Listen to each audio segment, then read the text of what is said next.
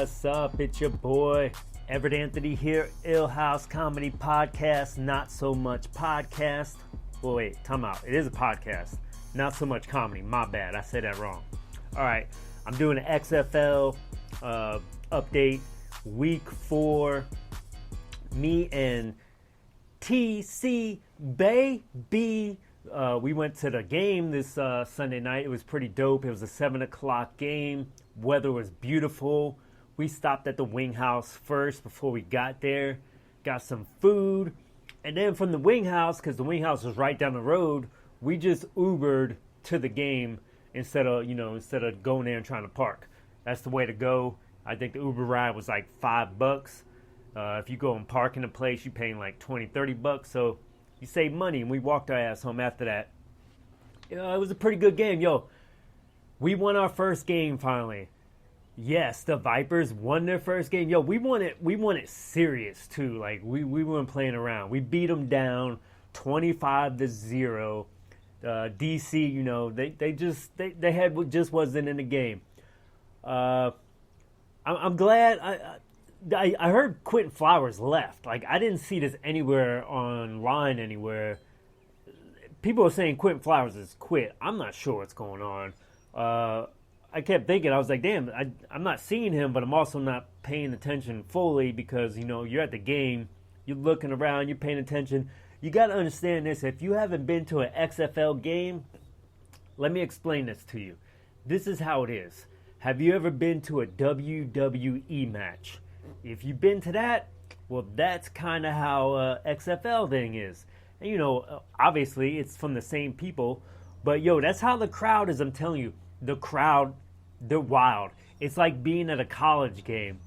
They're into the game, but they're just having mad fun. Every time somebody comes onto the Jumbotron, people start wilding out. Like, I'm not even joking. They straight wild out on this thing. I find myself watching the Jumbotron more because of the people than watching the game half the time. Like, no disrespect to the game, but I'm telling you, one girl, legit, they go to her, and she had kind of like, it was almost like a half shirt, and she did the whole, oh my God, I'm on TV. And then she's scared, but then she started wilding out and dancing, and she started lifting her shirt up to show her boobs, right? Now, she kind of stopped. She had a bra on. You couldn't see anything really, but like she was legit going for it. And then she like came to her senses and stopped. Everyone started laughing their ass off. Like I was like, yo, I looked at my boy. I was like, yo, was she about to show her boobs? Then like maybe like 10 seconds later, they go to somebody else in the damn crowd. This dude's got a can of beer and he's smashing it on his head, just crushing that damn thing. I'm telling you, even if you don't like football, if you just like to party and have a good time, go to an XFL game. The atmosphere is out of control. There was probably like 17,000 people there, maybe a little less. It was a late game. First game I went to, there was definitely 17,000 people there. All right, so week 4, we had LA versus New York. LA lost. It was 14-17. New York won. We had Seattle against St. Louis. St. Louis won that game. It was 23-16. Then we had a state rival game going on here.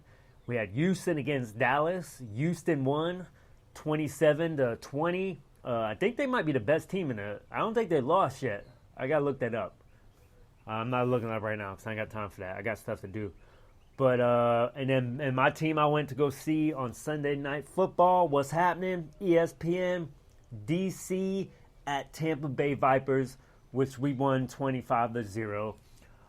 I really hope, I honestly thought with the XFL that there was going to be just way more high scoring going on. I thought that was the whole purpose of the rules. Some of the stuff that got in plays. You're not really seeing that right now, but we have to give them some time to develop what they're doing, the teams to start gelling, for them to start figuring out. Once again, players, coaches, and refs have been following certain rules their whole life, and all of a sudden these rules change It's not going to be perfect. They're figuring stuff out. I think it's going to get better. I honestly hope next year, I hope they add a couple more cities, some more teams to it.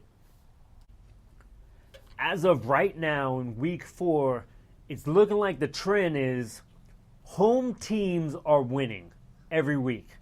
Three out of 4. There's only 4 games.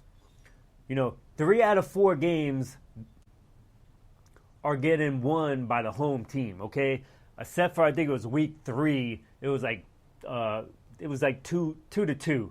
So they didn't do it that week, but pretty much the home teams are winning. And that kind of surprises me. I don't understand why the home team would win. I know what you're thinking, like, hey, dummy, it's the home team. They got the crowd involved. They should win. Yeah, but to me, in my head, this is how my stupid head ass works right here. In my head, this is so damn new. Like, is that really the home? Like, I don't know. I don't feel like that should be an advantage. I don't think that's affecting the people. There's no way. But once again, I never played football, so how the hell do I know whether or not that does affect anything? But hey, the stats are showing if you're a home team right now, you winning. Week 5, we have Seattle at Houston. We have New York at Dallas. Ho, what's up, New York? That's kind of my second favorite team because, I'm from New York. Even though, yeah, I ain't going to go there anyways. We got St. Louis at D.C., and then the late game again, Sunday night, is Tampa Bay at L.A. Now, I'll tell you what, I would love. I mean, it ain't going to happen this year.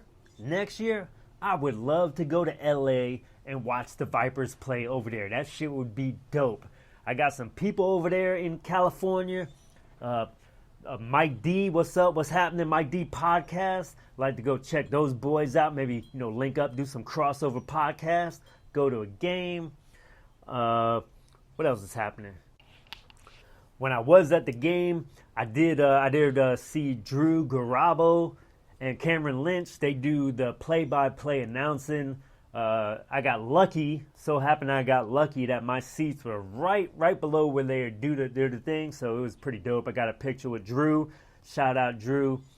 Yo, I'm telling you, it's not the best football in the world right now, but it's still football. It's better than nothing. Tell you what, yo, it's way better than baseball. Baseball sucks. It is so terrible. Now, I still enjoy going to the games. Just went to a spring training game. I was supposed to go today, ended up not going. We got the Pirates down here. We got the Marauders. They play on, they got the minor league playing down here. It's literally 10 minutes from my house. I plan on going to way more games this year. I like going to any kind of live sport. It's just a good time. Baseball is just, it's so hard to watch. Like, the last 5 years, I have not paid attention to baseball. When I was younger, though, I used to watch any team that was on TV. I would watch. It did not matter. I just love baseball that much. But now, I got that ADD, HD, TV, BOLO. I got coronavirus. I got gonorrhea, got burnt once. But, ODB ain't here right now, so he can't, confirm that I got that. But here, as I'm saying, it's football, okay? It's freaking football. Do you understand? It's better than nothing. You guys need to start watching this. We need to get the ratings up. The more ratings go up, guess what? There's going to be more teams. A team might come to your town, and we got football. Next thing you know, XFL's linking up with the NFL. That's like the minor league going on. We could have something going, guys. Don't bury this shit. I'm telling you. Don't dismiss it and be like, yeah, I'll check it out eventually. Give it a look. Give it a view. Hey, do me a favor. Even if you don't like that shit, everybody's got like 5 TVs in their house, okay? Turn one of your TVs on to the XFL and just walk away, okay?